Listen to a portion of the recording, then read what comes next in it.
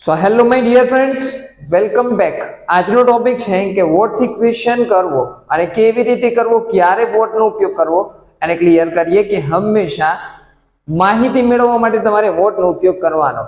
હવે માહિતી પણ કોના વિશે? તો કે વસ્તુ કાં તો ક્રિયા વિશે માહિતી મેળવવા માટે તમારે વોટથી ઉપયોગ કરવાનો. જેમ કે વોટનું ગુજરાતી છે શું? શું છે?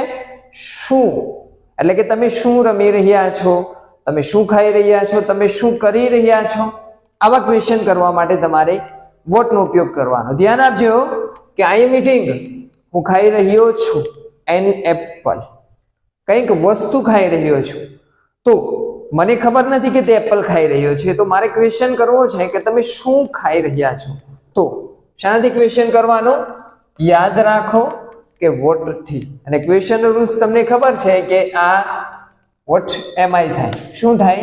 આઈ એમ નું એમ આઈ. વોટ એમ આઈ ઈટિંગ, હું શું ખાઈ રહ્યો છું. શું કર્યું મેં?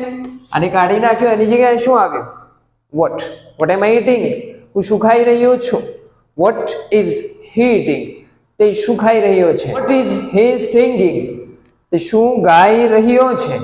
વોટ ઇઝ હી પ્લેઇંગ, તે શું રમી રહ્યો છે. વોટ ઇઝ હી ડ્રિંકિંગ, તે શું પી રહ્યો છે. તો વોટ થી ક્વેશ્ચન કરવાનો શાના માટે?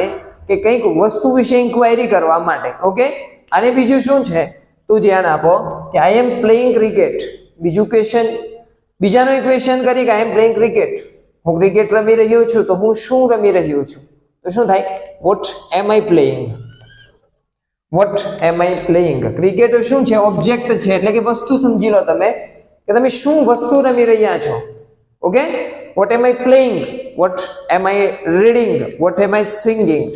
તો શું થી ક્વેશ્ચન કરવાનું વોટ ની અંદર. અને સેકન્ડ ની અંદર જુઓ કે he is playing in the house, તે ઘરમાં રમી રહ્યો છે, પણ મને ખબર નથી કે શું ક્રિયા કરી રહ્યો છે.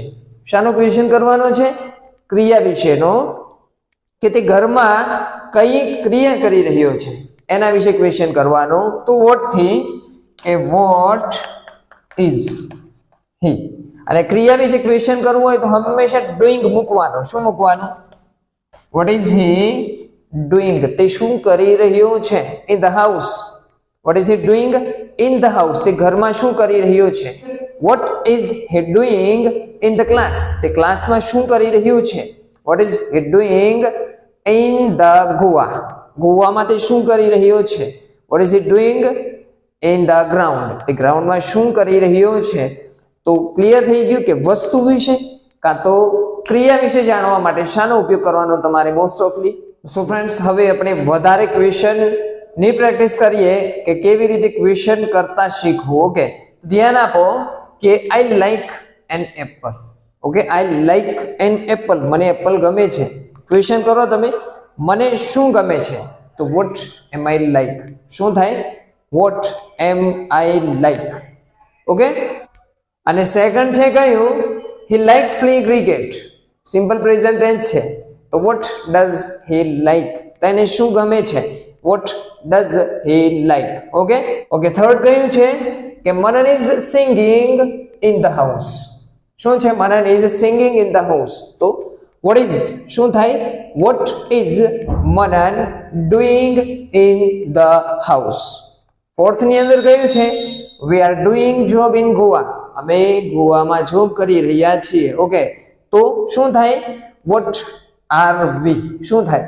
Vote are we doing in Goa. શું થાય? અહીંયા ધ્યાન આપજો. What are we doing in Goa, અમે ગોવામાં શું કરી રહ્યા છીએ. ઓકે, હવે ફિફ્થ ની અંદર જુઓ કે હી plays cricket in the ground, તે ગ્રાઉન્ડમાં ક્રિકેટ રમે છે. વસ્તુ કઈ છે? ધ્યાન આપજો, ક્રિકેટ. શું છે? ક્રિકેટ. તો vote does he play in the ground, vote does he play in the ground, એટલે કે તે ગ્રાઉન્ડમાં શું રમી રહ્યો છે, કઈ વસ્તુ રમી રહ્યો છે. તો ફ્રેન્ડ્સ, ક્લિયર થઈ ગયું હશે. ઇન શોર્ટ કે વસ્તુ કાં તો ક્રિયા વિશે જાણવા માટે તમારે વોટ નો ઉપયોગ કરવાનો. ઓકે, સો ફ્રેન્ડ્સ, તમને ક્લિયર થઈ ગયું હશે. અને જો વિડીયો ગમે છે તો મિત્રો સુધી શેર કરો અને ચેનલને સબસ્ક્રાઇબ કરો.